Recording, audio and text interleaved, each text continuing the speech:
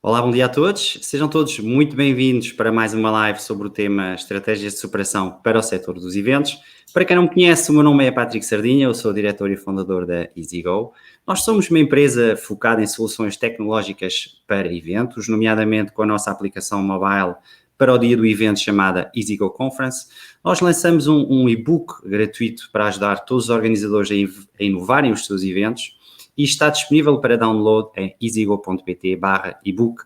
Eu irei colocar em rodapé o endereço, irei também partilhar o link nos comentários para poderem fazer o download. Deixo o convite também para colocarem as vossas questões nos comentários, irei pedir ao meu convidado para responder. Hoje o tema da nossa conversa é a nova realidade dos eventos desportivos e para falar sobre isso convidei o Ricardo Andorinho. Ele é formado em gestão de empresas pelo ISCTE, com foco na performance organizacional, tem uma empresa de consultoria na área financeira e organizacional que concilia com o cargo de diretor financeiro na Federação de Handball de Portugal. Considerado como um dos melhores jogadores portugueses de handball da sua geração, Ricardo Andorinho ingressou no Sporting aos 17 anos de idade. Foi jogador da Seleção Nacional, onde participou nos Campeonatos do Mundo de Handball de 97, 2001 e 2003, tendo totalizado 155 jogos e 528 golos. Mas foi nos Leões onde jogou grande parte da sua carreira profissional, tendo vencido um Campeonato Nacional de Handball em 2001, 4 taças de Portugal e 2 supertaças. Em 2004, mudou-se para o Portland Sant António de Espanha, onde jogou até 2008, tendo dado por fim à sua carreira desportiva devido a uma grave lesão aos 31 anos de idade. Olá, muito bom dia, Ricardo. Muito bom dia, Patrick. É um prazer estar aqui contigo. Obrigado por essa apresentação. Muito obrigado por teres aceito o teu convite. Sabes que uma coisa que eu achei fascinante foi tu estares na Wikipédia e, portanto, logo aí já é um destaque muito, muito grande e agradeço também já agora por teres aceito o meu convite. Nós já somos amigos de longa data e aproveito para partilhar que foste dos maiores mentores que eu tive do LinkedIn, nos meus primeiros passos de LinkedIn também, e também agradeço-te imenso essa tua ajuda na altura e continua a ser agora. Eu se calhar começava por te convidar a partilhar um bocadinho o teu percurso até chegares à Federação de Handball de Portugal. Ok. Muito bom dia a todos. É um prazer muito grande estar aqui contigo, Patrick. Tenho que fazer um disclaimer que nós somos amigos, nós construímos uma amizade a partir do momento em que estivemos juntos numa formação sobre LinkedIn e ligada à BTI. E desde aí que temos mantido um relacionamento próximo, uns meses mais próximo do que outros, mas também temos uma atividade bastante intensa aos dois, e por isso é com todo o prazer que eu estou aqui. O meu percurso é um percurso de atleta, não é? Até chegar à federação e até terem confiado em mim aqui para uma área de gestão, independentemente das pessoas não saberem, mas eu considero-me tanto um atleta como um gestor, e considero-me se calhar um gestor há mais tempo do que atleta. E por isso esta é impossível para mim separar aquilo que é o Ricardo Andorinho enquanto atleta e o Ricardo Andorinho enquanto gestor. O meu percurso até chegar aqui à Federação tem muito a ver com aquilo que eu fiz como desportista e não propriamente com aquilo que eu tinha feito até à data do convite para integrar a direção da Federação como gestor, não é? Porque eu fiz um shift de carreira aos 31 anos, como bem disseste, independentemente de ter sempre conciliado uma vida laboral muito intensa, uma vida académica muito intensa. Portanto, eu nunca deixei ou os estudos ou o trabalho para me dedicar ao desporto de alta competição. E eu acho que isto é importante dizer porque cada vez mais, portanto, os desportistas têm que se dedicar ao desporto primeiramente, porque se não treinarem todos os dias ou se não forem muito competitivos no treino, não o vão ser na competição. E por isso a complexidade hoje em dia é quizás um pouco maior, o que faz com que haja menos atletas, por exemplo, nas seleções nacionais que já tenham uma licenciatura ou estudos de um grau superior. Nós, na nossa altura, na Seleção Nacional, tínhamos muita gente formada e por isso torna-se fácil, não é? Quando nós temos os nossos ídolos também a fazerem mais do que uma atividade, a seguirmos os bons e a aprendermos com os bons e no fundo é isso que eu tenho feito. O convite, só para responder bem à tua pergunta, e eu gostava de responder também às perguntas de quem nos está a ver e de quem está numa manhã de quarta-feira a poder ver-nos. Tem a ver com a direção do Dr. Ulisses Pereira. Portanto, duas direções anteriores, digamos assim, à direção atual da Federação, que convidou uma série de ex-atletas para fazerem parte dos órgãos sociais da Federação. Eu fui um deles, o Eduardo Filipe, médico no Sporting Braga hoje em dia, com quem também tenho o projeto da Sports Performance Unit em comum, e a Juliana, que também entraram nesse mesmo ano do que eu para a Federação.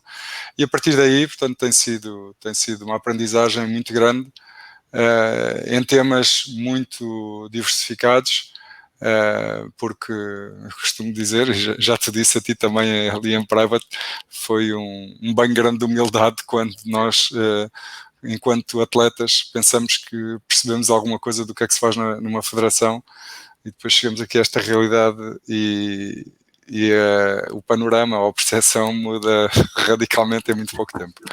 E por isso é uma experiência boa estar aqui contigo, porque posso falar um bocadinho da minha experiência do outro lado, não é? Aquela claro. que as pessoas não conhecem. Eu se calhar começava por falar um bocadinho e enquadrando também o teu cargo, a tua responsabilidade naquilo que é a realidade dos eventos desportivos em Portugal e no mundo nesta altura. O que é que tu achas, o que é que sentes que está a mudar nos eventos desportivos agora com a Covid-19? Bom, eu acho que o convite para os eventos deriva da nossa amizade, não é? Porque deve haver muito boa gente e muito profissional em Portugal que tem muito mais experiência de organização de eventos do que eu.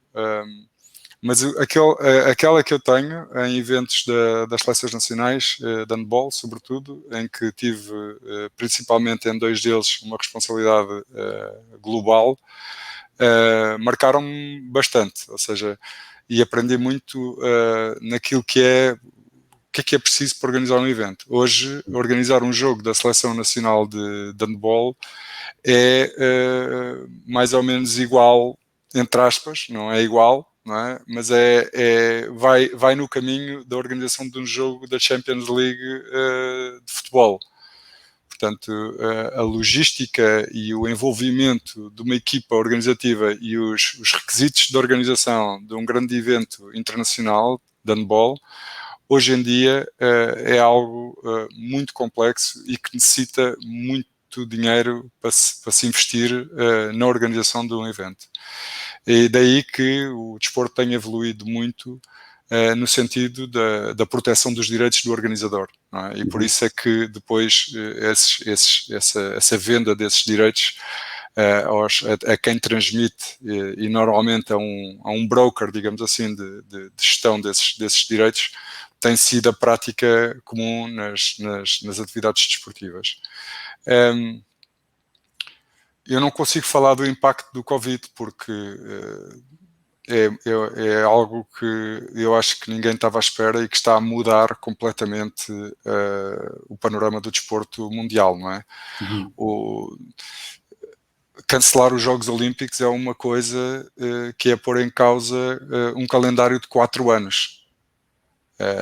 E adiar um calendário de 4 anos para uma cadência de picos de forma de atletas que estão a treinar para terem um pico de forma naquele período temporal, abdicando de algumas competições e entrando noutras competições que fazem com que seja possível preparar os Jogos Olímpicos e fazer com que aqueles atletas estejam ao mais alto nível. Tudo o que está abaixo disso quer em competições internacionais de campeonatos da Europa, campeonatos do mundo, quer em competições nacionais, vai depender, portanto, daquilo que são esses calendários, daquilo que vão ser esses calendários por parte das federações internacionais. Portanto, é tão complexo organizar um evento destes aqui em Portugal quanto a complexidade do número de eventos que nós temos, e eu também estava ali a dizer off the record, a Federação de Handball Portugal organiza cerca de 14 mil jogos de handball por ano num sistema de informação com multi-jogo online. Portanto, e quando eu cheguei em 2013, percebi que havia alguns problemas nos sistemas, porque a arquitetura da aplicação Core da Federação foi prevista para uma dimensão muito mais pequena, não é? Portanto, e a partir daí, portanto, foi também uma aprendizagem grande, mais nas tuas áreas, até ligadas à tecnologia, mas tem sido um caminho de aprendizagem. O Covid, eu acho que ninguém sabe lidar com ele. Eu sou muito crítico nesta abordagem do teletrabalho. Eu acho que as pessoas que não sabiam o que era teletrabalho antes do Covid agora também não sabem, e acho que há uma grande percentagem de pessoas da nossa sociedade que não pode trabalhar em teletrabalho porque o trabalho, a natureza do trabalho que produz tem que ser com o corpo, ou seja, os desportistas são um exemplo claro desta dimensão, mas há muitos outros trabalhadores da sociedade portuguesa que precisam de ir, precisam de se deslocar, precisam de agarrar numa carrinha de transportes, precisam de sair de casa e precisam de se relacionar com os diferentes mercados, não é? Uhum. E por isso eu acho que há muita gente aqui a falar da questão do teletrabalho e das equipas virtuais, e quando a base é como é que nós construímos confiança com os colaboradores das nossas empresas num cenário completamente inesperado, em que a confiança já era difícil de construir sem o Covid, não é? Portanto, como é que nós vamos transmitir os valores a uma empresa ou a um trabalhador à distância, não é? Que é algo que eu acho que ainda é mais complexo do que se nós tivéssemos a pessoa pronto, ao pé, não é? E conseguíssemos tratar destes temas pessoalmente. E tu achas que muitas vezes fala-se um bocadinho daquilo que é o impacto no próprio país, quando um evento é adiado ou quando um evento é cancelado, e como referes aí muito bem, a realidade do desportista também tem um impacto. Normalmente ela não é muito partilhada ou não é muito falada, não é? Mas como é que fica a nova realidade do desportista quando, por exemplo, um evento é adiado, quando uns Jogos Olímpicos são adiados? O que é que muda na vida do desportista? A vida do desportista, ao contrário de outras, é construída no dia-a-dia, não é? É construída numa planificação de um ano, e numa planificação de uma semana, e na planificação de um treino. Uhum. Não é? E ao ser assim, a cabeça do atleta, quando há uma disrupção destas, imaginemos um desporto individual e um coletivo, para termos as duas noções, não é? Nós, por exemplo, na Sports Performance Unit, que é um projeto que também tenho, portanto, ligado à MBU e a uma rede de empreendedores desportivos, porque só seria possível fazer este projeto com essa rede e com esses profissionais de alta competição em Portugal. O que se passa é que um exemplo claro do Jorge Fonseca, que é nosso atleta na SPU, campeão do mundo de judo, como é que o Jorge Fonseca prepara uma competição quando os atletas com quem ele tem de treinar estão fora de Portugal? Uhum. Num cenário de Covid. Não é? Claro. Ou seja, isto não é... a competição é daqui a um mês. Não, o treino para a competição é hoje, não é daqui a um mês. E isto é dramático para a cabeça de um atleta. Por exemplo, eu gosto de ouvir outros amantes do desporto falar sobre esta matéria, e ontem dizia-me uma pessoa do basquete que as equipas de basquete estavam sem público nenhum nos pavilhões e estavam a jogar um basquete espetacular. O basquete espetacular que eles estão a jogar é porque eles têm saudades de jogar basquete, porque estão há não sei quanto tempo sem poder treinar e sem poder jogar, não é? Como eu tenho a minha filha de 14 anos ávida para jogar basquete, não é? Porque não podem jogar, estão a fazer treinos à distância com máscaras e com as medidas que a DGS e que o Conselho de Ministros preconizou para se poder reiniciar a prática desportiva e, portanto, imaginem o que é isto daqui a um tempo ou daqui a uns meses, quando os atletas voltarem a poder treinar os tempos que devem treinar para prepararem as suas competições, mas que depois o resultado do treino vai ser o jogo. E no jogo não está lá ninguém. Uhum. O atleta, e já há psicólogos a falarem sobre isto, o impacto portanto, na psicologia do atleta é imensa, porque o atleta prepara-se para estar com o público, não é? O atleta, onde trabalha, é como se tivéssemos uma oficina e não está lá nada, está tudo vazio, não é? Ou seja, isto, criando aqui a metáfora com um artesão, não é? Que tem, ou com um palhaço, não é? Um palhaço vai para o circo, mas não está lá ninguém. Estão lá as câmaras para depois poder transmitir e para o evento se ver via internet ou via televisões ou o que quer que seja. Mas essa moldura humana para um atleta acaba por ser algo que o atleta se preparou a vida toda para estar naquele momento de competição com o público. Eu não faço ideia como é que o desporto vai reagir como um todo a esta nova forma de estar no desporto, não é? Portanto, o atleta acaba por estar privado de várias coisas, que é a possibilidade de viajar para poder eventualmente treinar, não é? Como estavas a referir. Falta-lhe então a componente do público, que é a parte também motivacional, e também a ausência dos eventos em si, não é? Porque fala-se muito nesta altura, até porque os jogos de futebol acabam por ser, se calhar, dos únicos que estão a realizar, e nós na televisão temos também, às vezes, alguns canais que introduzem o ruído de fundo do público, mas quais é que são as consequências diretas da ausência de público nos atletas e que poderá vir a gerar nos clubes?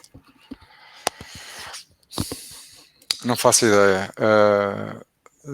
Eu comentava contigo quando falámos, foi o primeiro-ministro do Japão que assumiu a não realização dos Jogos Olímpicos este ano, nas datas previstas, não é? Sim. Ou seja, o Comitê Olímpico Internacional teria contratos avultadíssimos para resolver, não é? E para o que é que se faz agora? Ou para adiar, ou para... quando estamos a falar de grandes multinacionais a nível global a apoiar uns Jogos Olímpicos, não é? É uma pressão gigante e se estiveram atentos ao caminhar da pressão dos atletas a nível internacional para que os Jogos Olímpicos fossem adiados, eles só conseguiram ter voz muito tarde, já muito tarde, ou seja, estávamos à espera que se adiassem os Jogos Olímpicos durante N tempo. Portanto, o Comitê Olímpico de Portugal estava a fazer uma série de diligências, a Comissão de Atletas Olímpicos estava a fazer uma série de diligências e havia uma série de vozes, umas mais concordantes, outras mais discordantes, sobre a pandemia e sobre o efeito disto nos atletas, mas todos eram unânimes em saber que se a malta... Se parte do mundo viajasse para um evento esportivo daquela magnitude, a coisa poderia não correr bem, não é? Uhum. E poderia não correr bem para todos ao mesmo tempo, de forma assíncrona, não é? Portanto, eu acho que o Covid veio aqui trazer-nos um pouco, um grau de consciência a nível global que nós, eu pelo menos na minha vida não me lembro de um evento assim, em que nós, a população global, toda ao mesmo tempo está preocupada com a mesma coisa, não é? Que é como é que volta a viver. Como é que volta a respirar? Como é que volta a ter confiança de que pode sair à rua e não ficar infectado, não é?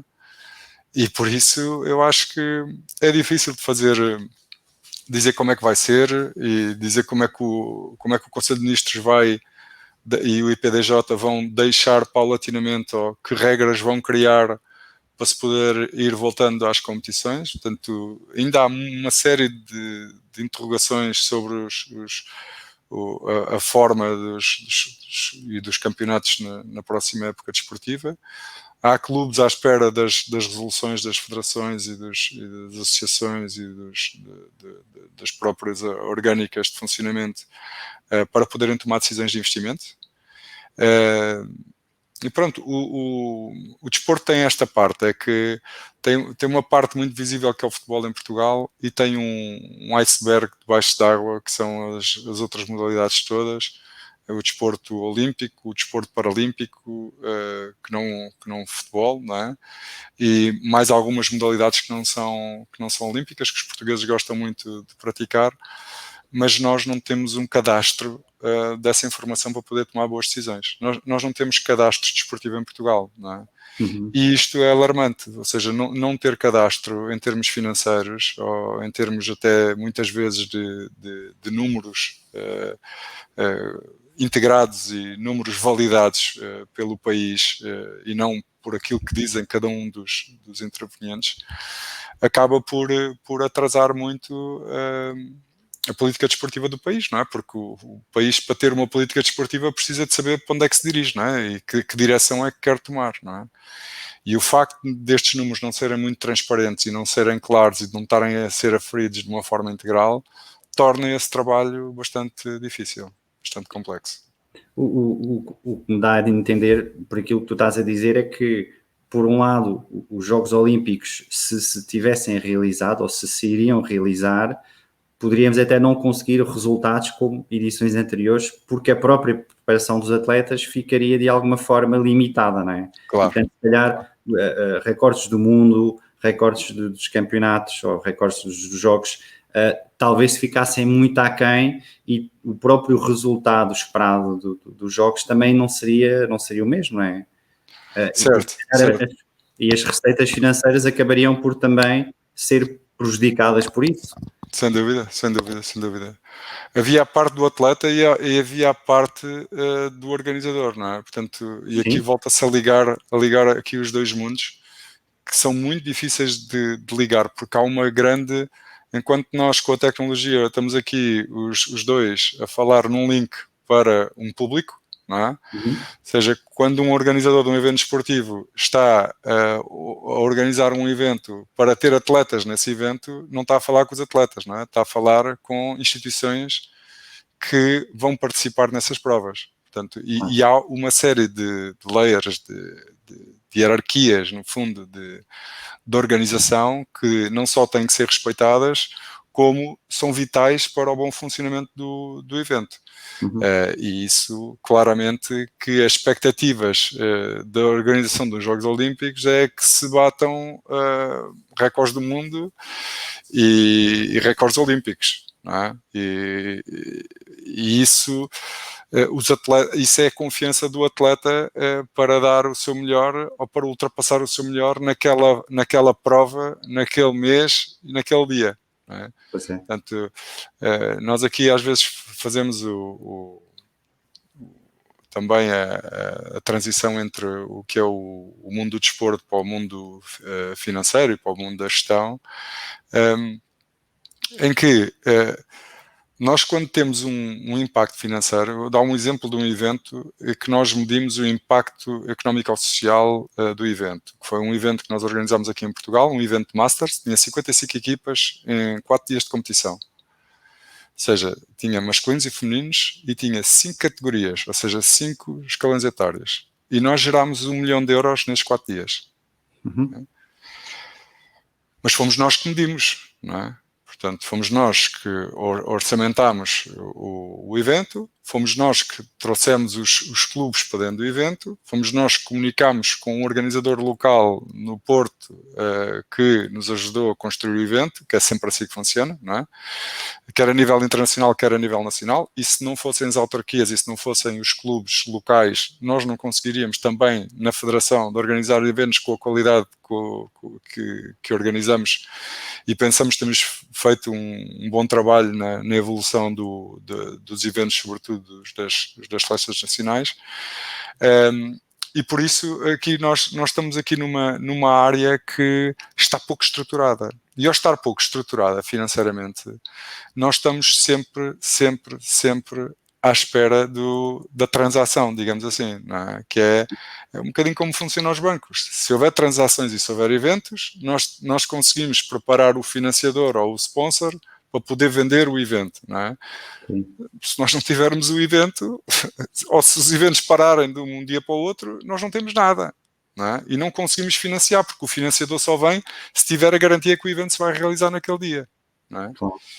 E isto é uma pressão muito grande, não é? Porque as empresas, quando fazem eventos, ou as grandes multinacionais, têm tempo para preparar o evento, sabem como é que se vai realizar o evento, dependem só delas para realizar o evento e, no fundo, é muito próprio, não é? É muito independente e é muito da vontade da empresa em organizar o evento. Aqui não, aqui estamos sempre dependentes de N instituições e de N vontades e de N inscrições e isso torna bastante complexa a máquina.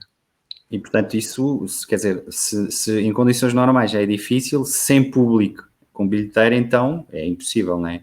Se não forem as transmissões televisivas, os canais de televisão a suportar, na tua opinião, eventos desportivos sem público não são viáveis em Portugal para tudo aquilo que não for a Primeira Liga de Futebol.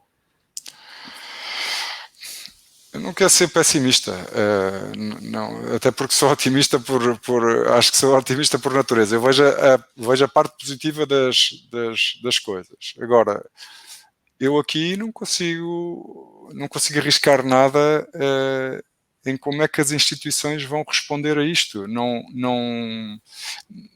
E é dos dois lados, volta a ser bilateralmente, ou seja, não é só a questão do financiador voltar a ter confiança nas instituições que promovia anteriormente, não é? Porque, como tu sabes, retirar financiamento do desporto é muito mais fácil, é como retirar financiamento do marketing da empresa, não é? As primeiras coisas a cortar é a publicidade ou é a forma como a empresa se relaciona, quando muitas vezes devia ser ao contrário, não é? Mas a pressão de quem tem de decidir para onde é que o dinheiro vai, não é? E pá, é algo que nós com o Covid estamos a ver, se estão pessoas a sair dos negócios porque o negócio tem que ser sustentável e se tiverem que sair pessoas é dramático, não é? Portanto, tudo o que vem depois das pessoas e depois das equipas de trabalho das organizações é muito fácil retirar, não é? Sobretudo quando não há contratos de dependência de longo prazo ou quando há contratos a eventos ou quando há contratos de financiamento regulares, não é? Uhum. E por isso, até a própria relação de financiamento que a Federação e que as instituições desportivas têm para com os Jogos Santa Casa da Misericórdia, porque há uma coisa que as pessoas também podem não saber, que é o financiamento, ou a grande parte do financiamento que chega às federações desportivas é via Jogos de Santa Casa, é via jogo, não é via Orçamento de Estado, porque nós no Orçamento de Estado a ajuda que temos é uma pequena fatia para todos, portanto para as modalidades todas, via IPDJ e via Programa de Preparação Olímpico gerido pelo Comitê Olímpico de Portugal. Portanto, toda a outra parte do financiamento vem pelos Jogos Santa Casa. E se não forem os Jogos Santa Casa a também liderarem um bocadinho esta adaptação, as federações acabam por ter poucos meios e pouco poder negocial para chegarem aos outros parceiros que são mais independentes para poder negociar os direitos sobre as competições nacionais e internacionais da Federação de Handball, não é? Uhum. Portanto, isto, eu acho que ninguém consegue, ou poucas pessoas conseguem ter aqui uma ideia muito clara e muito de curto prazo de como é que isto vai poder funcionar sem público, não é? Porque independentemente da gente estar todos a ver, as pessoas agora têm tantos pontos de interesse. Imagina o teu programa, o meu programa, o programa de qualquer pessoa que agora consegue muito rapidamente lançar um evento online. Uhum. Ou seja, o futebol tem um canal que são os jornais e outro tipo de mídia, não é? E vai ter sempre esse grande canal. Mas as outras modalidades ainda vão concorrer com muito mais coisas, porque se estão a concorrer online, estão a concorrer com muito mais coisas. Portanto, qual é o espaço que elas vão ter online? Para além daquele que já tinha. É isso que eu ia te perguntar, se não há oportunidades para os clubes pensarem em ativações de marca diferentes, ou seja, que pudessem aproveitar o momento, não estou a dizer para se reinventarem, porque é difícil, mas para criarem formas inovadoras ou inesperadas de surpreender o público ou o adepto. Ou, achas que isso é viável, ou existe alguém a pensar nisso? Eu acho que sim, e acho que é a única forma, ou seja, é a reinvenção dos modelos de financiamento, é a reinvenção dos modelos de relacionamento dos clubes com os adeptos. As equipas e os clubes só vão conseguir financiar-se no futuro se conseguirem estruturar uma proposta de valor clara para os seus investidores.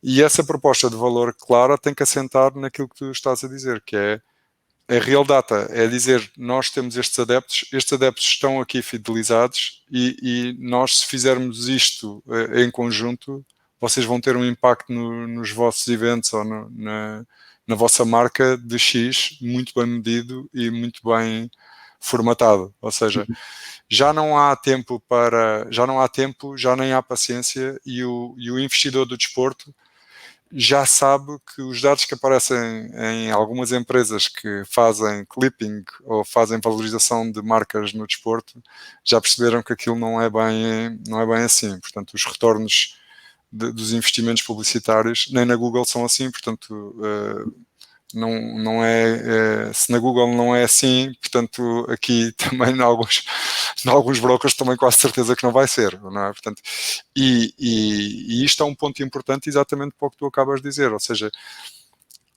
o desporto é muito rápido. Eu diria que aqui as questões tecnológicas vão ser primordiais nesta nova reinvenção do adepto do desporto e da relação do adepto com o desporto. Isso é um ponto em que eu acredito. E a forma de fazer isto vai ser tão mais rápida quanto o clube confiar nos adeptos e os adeptos confiarem no clube. Ou seja, e já há vários exemplos disto, quer em tecnologias como as OTTs e como as distribuidoras de conteúdo via web. Já há soluções para performance muito avançadas com Screen Vision, porque o desporto acaba por ser, e eu gostava de fazer aqui uma menção à InfoDesporto, que foi talvez a primeira grande empresa do mundo desportivo que depois foi para o mundo tecnológico, mas a InfoDesporto começou há muitos anos a fazer recolha estatística de basquetebol, depois começou a recolher estatística para outras modalidades, depois começou a introduzir grafismo em televisão, e depois foi comprada pela Sport Invest e por quem começou a dominar aqui esta questão dos direitos e da venda de direitos de transmissões televisivas em Portugal. E eu acompanhei esse negócio, portanto, nesses anos, porque o empreendedor que fez a InfoDesporto chama-se Fernando Marques e foi ex-atleta do basquetebol do Benfica na altura do Carlos Lisboa. É? E porque quem eu depois conheci também e com quem tenho uma relação de amizade. E eu acho que o desporto, a par da defesa, a defesa é sem dúvida a área da sociedade que mais tecnologia produz, muito derivado aos Estados Unidos, não é? Mas também aqui em Portugal. Mas o desporto está logo a seguir, porque o desporto tem que medir tudo. O desportista está sempre a ser medido, está sempre a ser testado, está sempre a ter protocolos diferentes de aferir as componentes da biomecânica, a parte da resistência, da força, e nós fazemos isso na SPU. E percebemos que o mundo vai ser tecnológico e que as decisões vão ser tomadas com base em evidência emitida pela tecnologia. E tu achas que o papel das marcas, por exemplo, eu até assisti às 24 horas no meu online, que era uma coisa impensável há um ano atrás, só para dizer o quê? A forma como todo o evento online foi construído, toda a interatividade, todo o realismo, eles provaram que de facto era possível dadas as limitações, transitar do real para o online e levar a que as pessoas pelo menos ficassem algum tempo a assistir. E vi que muitas marcas, patrocinadores, marcavam presença e tinham visibilidade no jogo ou nas 24 horas em que aquilo teve a decorrer. E tu achas que as marcas em Portugal, que dependem muito do desporto, como a Prozis, por exemplo, abordam as próprias federações, ou vocês são desafiados, ou as entidades são desafiadas pelas marcas, ou funcionam um bocadinho ao contrário, porque elas necessitam de alguma forma que o desporto aconteça, não é? Para as suas marcas serem veiculadas. Certo. É uma excelente questão. Aqui da nossa experiência no handball, nós estamos muito... como é que eu poria isto? É muito complexo estar a falar das modalidades como um todo, não é? Ou do desporto como um todo. Claro. Muito difícil, porque eu sou capaz de ver uma corrida de Le Mans, uma corrida de motos ou um campeonato inteiro de enduro via televisão ou via computador.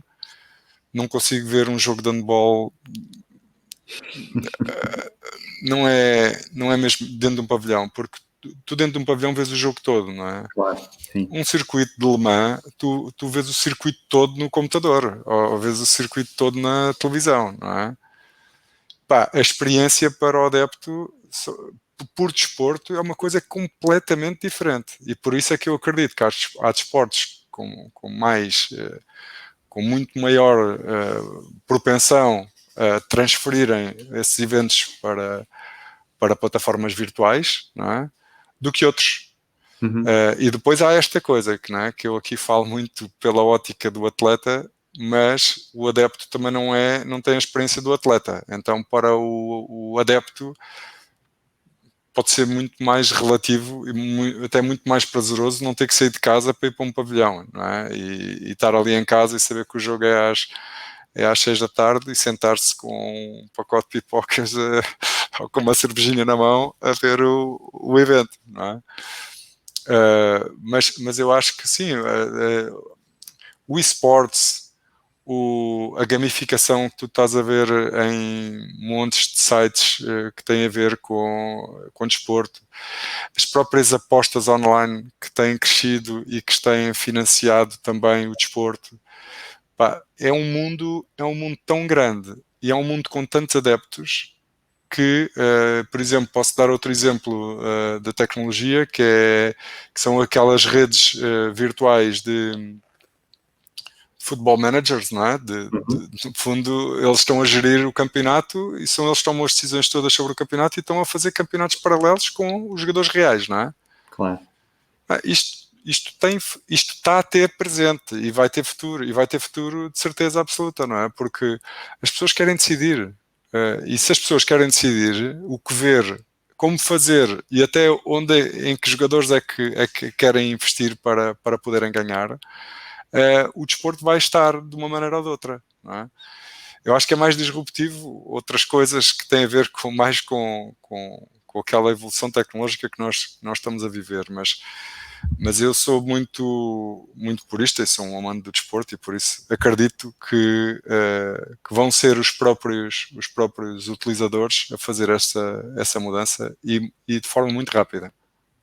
Sim, até porque nesta altura não há uma base de medição, não é? Ou seja, se há uma organização, ou a tua federação ou outra, que diga, que aproxime-se de uma marca e diga, olha, nós temos esta ideia de transferir este conceito ou esta modalidade para este formato, é tudo novo. Portanto, a expectativa de retorno de investimento que uma marca faça, não é?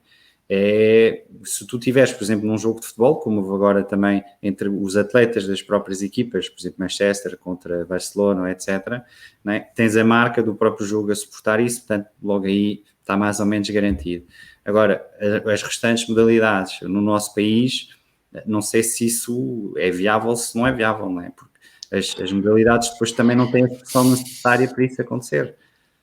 Certo. É? É muito complexo, mas o caminho tem que ser esse.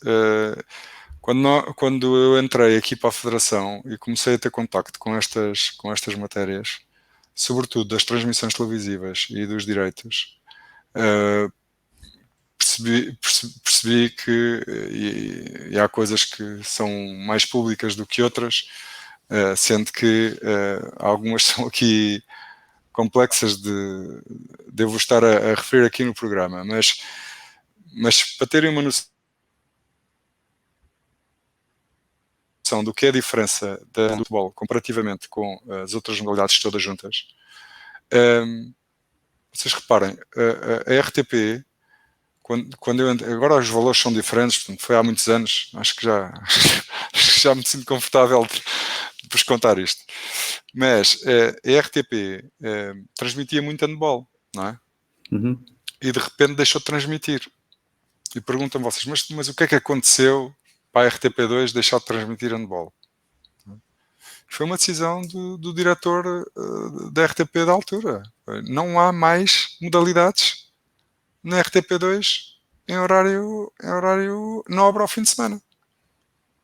Portanto, é uma decisão assim como eu vos estou a dizer. Portanto, Mas tem fundamento? Temos que lhe perguntar. Temos que lhe perguntar. Ficamos assim, então. Temos que lhe perguntar, sim.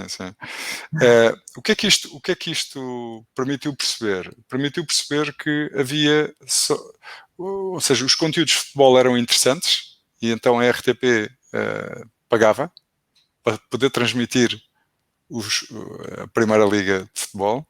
Uhum. Todas as outras modalidades que precisavam da RTP para emitir sinal internacional, satélite, tinham que pagar. E tinham que pagar umas quantias avultadas. Não é? Ou seja, a Federação tem nos seus estatutos 3 objetivos fundamentais. O primeiro é de promover o desporto a nível nacional. Neste caso o handball, todas as outras federações, todos os outros desportos. Tem a responsabilidade de promover e de organizar todas as competições nacionais. Nós temos 22 competições nacionais e temos centenas de competições regionais. E, por outro lado, tem a obrigatoriedade estatutária de organizar o trabalho das seleções nacionais, competições internacionais e preparação dessas competições internacionais com 10 seleções nacionais de handball. Portanto, indoor e handball de praia, masculinos e femininos, júniores e séniores. Ou seja, e handball em cadeira de rodas, e handball para cidadãos privados de liberdade e projetos sociais que nós temos dentro do handball. Portanto, esta dimensão do handball, ou esta dimensão mais social do desporto que temos em Portugal, volto a dizer aquilo que disse há pouco, não é? Os portugueses não têm esta noção da quantidade de pessoas que nós temos a praticar desporto em Portugal. O número é muito baixo, mas as pessoas que praticam querem continuar a praticar e querem continuar a envolver as famílias. E isto tem um impacto económico muito grande, não é? E eu acho que é importante, e eu agradeço-te aqui o teu convite para poder estar a falar destes temas, porque eu acho que é a primeira vez que eu estou a conseguir verbalizar algumas destas coisas para trás. Portanto, na promoção da modalidade, quando uma federação tem que pagar essas quantias avultadas, que eu nem as digo aqui porque me parece que o serviço público deveria dar um jogo da seleção nacional a nível internacional. E posso dar aqui uma história que não ponho nomes, que é muito interessante para nós vermos como é que é isto do apoio ao desporto. Mas só para terminar a história anterior, é que é ridículo para um desportista que representa a seleção nacional perceber que o canal, portanto, dito do Estado, ou o canal nacional, não tem grelha ou não tem interesse em promover, em dar um jogo contra um campeão do mundo. Uhum. Não é?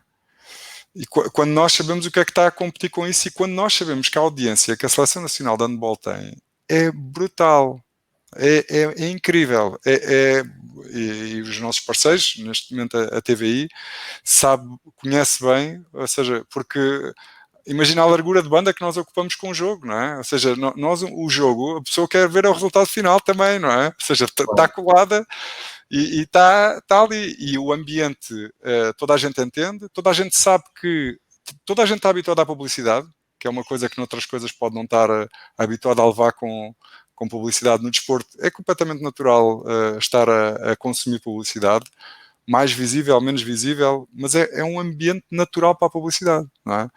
E por isso é um bocadinho chocante explicar aos atletas dentro de campo que, olha, não vai dar na RTP, na RTP1, nesses tempos. Ou seja, eu estou aqui a contar-vos uma história do passado, isto mudou muito.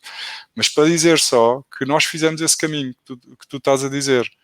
Nós fomos para um modelo independente e nós estamos a construir uma OTT que promova um modelo de negócio, entre aspas, ou um modelo comercial com base em real data. Ou seja, estamos a fazê-lo pouco a pouco, com os dados que nós temos, com a informação que nós temos, com as visitas que nós temos ao nosso site, que ultrapassam 1 milhão de utilizadores,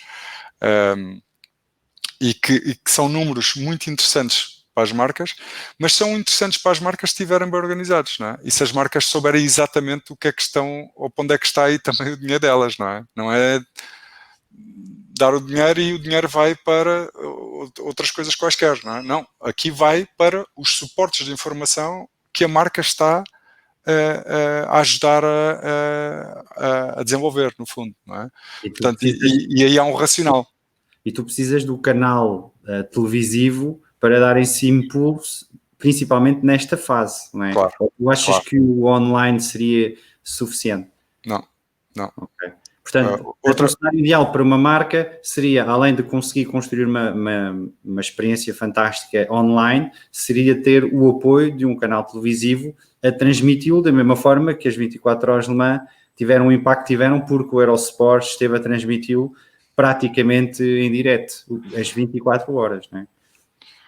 E falhar nisso é tipo estar a querer o long tail, mas não está no centro das atenções, não é? Porque para se promover nós temos que ter largura de banda, não é? Nós não podemos falar para uma audiência pequena, porque o impacto que essa audiência pequena tem é notada não só pelos organizadores como pelos sponsors. E uma história incrível é que nós temos um parceiro que adoramos e que tem estado connosco há muitos anos e que nos financia com produto todos os eventos de handball. É espetacular, temos uma relação muito boa. Mas tínhamos uma relação natural de parceria, de sponsorship por evento, muito boa relação. Quando fomos agora ao Campeonato da Europa e quando temos aquela classificação no Campeonato da Europa como tivemos no passado recente, eu recebo uma chamada, então a nossa hashtag esqueceram-se da hashtag num post que fizeram. Isto é um exemplo. Põe lá porque o administrador vai lá ver se já está lá. Ou seja, isto deixa-nos a pensar, mas a gente já organizou 600, não é? Mas nenhum teve a relevância que este evento teve. Não é? Nenhum teve a relevância do Campeonato da Europa. Não é? E é um bocadinho é mais uma história só para te contextualizar aquilo que disse há pouco, não é? Um evento é super importante para o próximo evento. Um sponsor ou uma marca fidelizada num evento significa muito para nós enquanto desporto. E nós não podemos falhar em como construímos, porque tem que ser construído por todos este novo paradigma, este novo modelo de interação com as marcas, no fundo. Sim, e vê-se, por aquilo que tu dizes, nota-se que a gestão, neste caso dos canais de televisão, tem um papel fundamental, ou poderia ter um papel fundamental do ponto de vista positivo, né? Porque temos a Santa Casa que mantém os apoios, para impulsionar as modalidades nesta fase mais complicada, até porque temos aqui, por exemplo, a Nádia, que diz que infelizmente as televisões só nos mostram futebol e não cumprem o seu papel educativo formativo de nos mostrar outras modalidades que quase parece que nem existem e assim obviamente não geram interesse do público, não é? Nesta altura só vemos futebol e pouco mais, não é? Vimos a Sport TV quase com só 1 ou 2 canais abertos e não há rigorosamente mais nada a acontecer, tirando os esportes motorizados que vão começar outra vez e pouco mais, não é? Certo. Sem dúvida, é uma excelente questão e um excelente ponto. E tem a ver um bocadinho com a estratégia da televisão mais pública.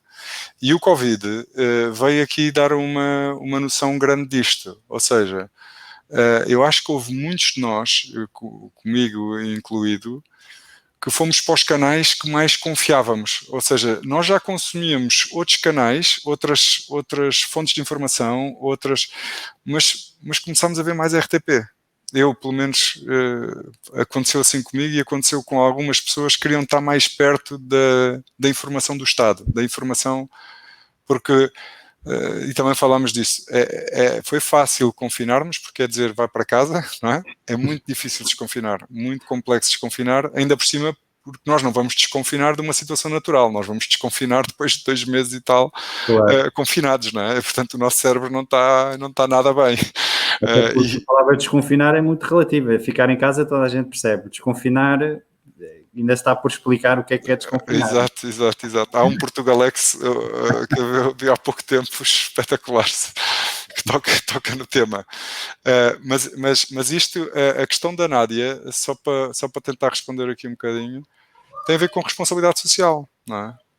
Tem a ver com responsabilidade social. Claro. E com outra coisa, que é uma estratégia para essa responsabilidade social. Porque o que aconteceu, entretanto, quando o Emílio Rangel, na altura, tomou essa decisão de retirar as modalidades, essa decisão de meter as modalidades anterior estava baseada um bocadinho naquilo que era a cultura desportiva do país. Então tínhamos as modalidades que tinham mais impacto na sociedade portuguesa. E isso é um racional que nós temos em termos de número de federados, não é? Claro. Agora, deixámos sair esse racional de como é que se distribuía o tempo em canal aberto, não é? E não temos nenhum modelo.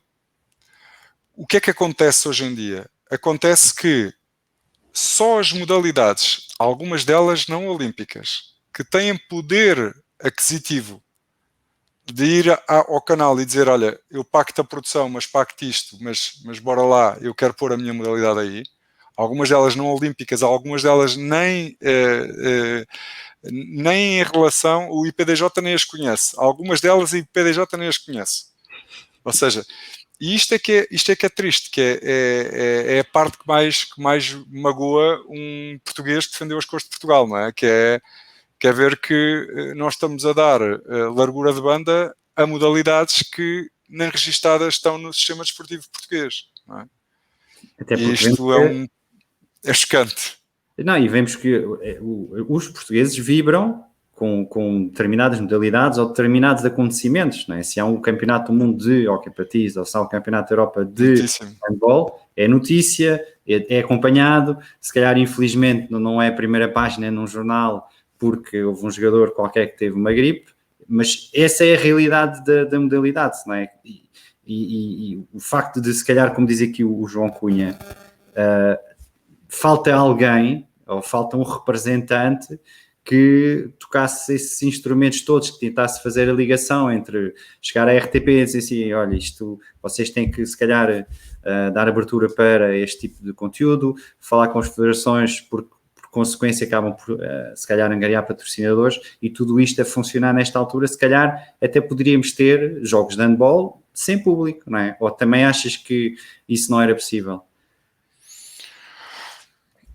Nós podemos, aliás, eu tive essa experiência. Eu tive muito antes do Covid, ainda jogava no Sporting e tivemos um jogo à porta fechada porque o Sporting foi, e não teve responsabilidade nenhuma, mas foi penalizado pela EHF, pela European Handball Federation, com 2 jogos à porta fechada ou 3 jogos à porta fechada para as competições internacionais. Então, nós perdemos um jogo em casa com o campeão da Europa desse ano e eu tenho quase a certeza que com o público nós ganhávamos um jogo. Perdemos por 3, mas tivemos muito tempo do jogo a ganhar. Pois. Ou seja, num jogo de handball, o público faz uma diferença enorme, porque nós temos centenas de decisões dentro de campo, milhares de decisões dentro de campo, alguns milhares de decisões dentro de campo durante o jogo de handball. E a diferença entre se ganhar por 1 e de se empatar um jogo ou de se perder por 1 são 3 segundos, não é? São 3 segundos. E o público, nos últimos 10 minutos de cada jogo, nos últimos 5 minutos de cada jogo, tem um papel fundamental nos jogos. Portanto, nós com aquela decisão, e aquela decisão foi tomada pela EHF por uma comissão disciplinar que não percebeu nada do que é que se tinha passado ali, e o que se passou ali foi um desacato entre pessoas do público, ou sportinguistas, adeptos da Juventude Leonina, e 2 pessoas que estavam embriagadas, que vieram num voo charter de uma equipa de Montenegro, que tinha lá um atleta que era o capitão da equipa, que pertencia a um membro do governo de Montenegro. Ou seja, umas repercussões político-desportivas num evento em que esse rapazinho entrou dentro do público e agrediu o público. Pois, assim para vocês verem o que é que aconteceu. Isto aconteceu dentro de Portugal. E nós não temos mecanismos. Não. Eles estavam prontos para andar à batatada dentro de campo, porque se juntaram todos. E se aquilo não lhes tinha acontecido já uma vez na vida, eu não acredito, porque aquilo era de quem já tinha ali uma tática. Não é? E os atletas do Sporting andavam todos dispersos pelo campo, sem saber, olhámos para aquilo, sem percebermos onde é que estávamos, não é? E realmente isto é paradigmático, porque o desporto continua hoje a apresentar fenómenos de violência e de coisas que não têm nada a ver com o desporto. E como o João Cunha diz, e bem, faz muita falta um ministro do desporto em Portugal há muitos anos, ou seja, desde que tivemos o último, não é? Mas um ministro empossado e com poder para falar de igual para igual com os outros ministros, não é um ministro do desporto que gera 2% do orçamento de Estado, porque 2% do orçamento de Estado a falar com alguém que tenha 90, ou que tenha 80, ou que tenha 70, acaba por ser uma conversa pouco equilibrada. Mas o desporto, nomeadamente o futebol, gera muito dinheiro em Portugal e, portanto, são eventos desportivos que poderiam ter um representante para, nesta altura, também dar voz ao setor, ou não? Sem dúvida nenhuma. Sem dúvida nenhuma. Ou seja, é tão vital isso como... Pronto, eu no fundo acho que o desporto de elite é só uma pequena percentagem da prática desportiva. Uhum. Da prática desportiva nacional, nós só temos 30% da população a praticar desporto. A praticar. Sim. Ou seja, os nossos números de praticantes desportivos são paupérrimos. Mas nós não deixamos de saber que o desporto é algo que ajuda muito à qualidade de vida e os nossos números do desporto estão a ser utilizados no turismo e na saúde. Ou seja, na saúde de forma negativa, no turismo de forma positiva. Não é? Aquilo que computa para o Orçamento de Estado todas as dormidas que aquelas 55 equipas fizeram no norte do país e que nós tivemos a contabilizar à mão, não é? Qual é que tinha sido o valor gerado por terem vindo? Havia equipas da Dinamarca que queriam fechar hotéis em Gondomar. Eles nem sabiam que não havia muitos hotéis em Gondomar, não é? Ou seja, queriam fechar o hotel todo, porque as equipas da Dinamarca queriam estar todas no mesmo sítio, homens e mulheres no mesmo sítio, queriam fechar o hotel todo, não é? E depois a gente teve que lhes explicar, isto não é bem a metrópole de hotéis que vocês estão a pensar.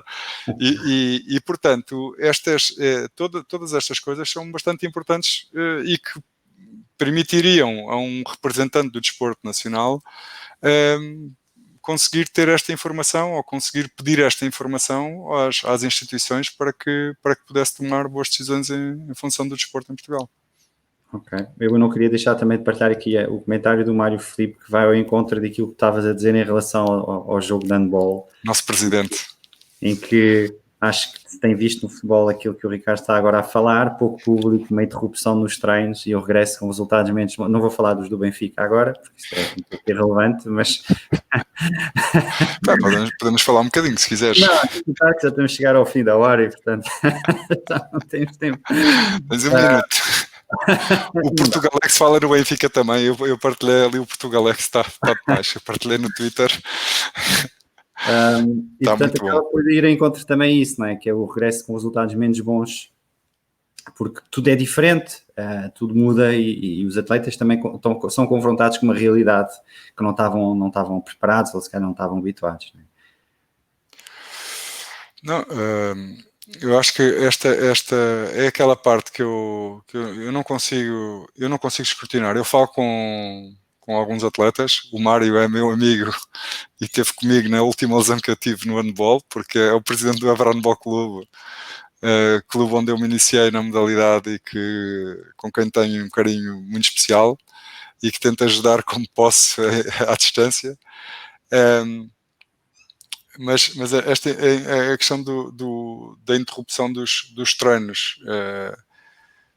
Como é que um atleta...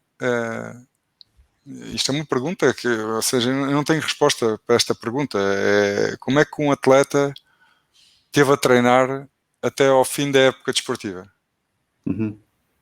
Não competia, mas como é que ele se sentia ou como é que ele se motivava para treinar, para fazer um período de pausa natural, né, que é o final da época desportiva, para se preparar para uma época que não sabe em que data é que começa ou que ainda não teve informações do clube, como é que ela vai acontecer?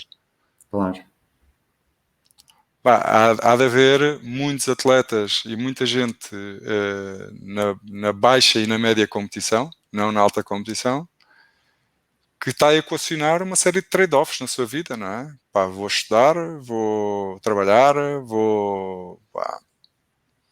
Até porque, por exemplo, numa situação como a volta a Portugal, em que se realiza, não se realiza, realiza, não realiza, a preparação de um atleta, de um ciclista, normalmente é feita para coincidir naquelas semanas, não é? O pico de forma, os 100%, é para serem assertivos e, portanto, quando isso muda, tudo muda no planeamento daquilo que é um plano de treinos de um atleta de alta competição, não é?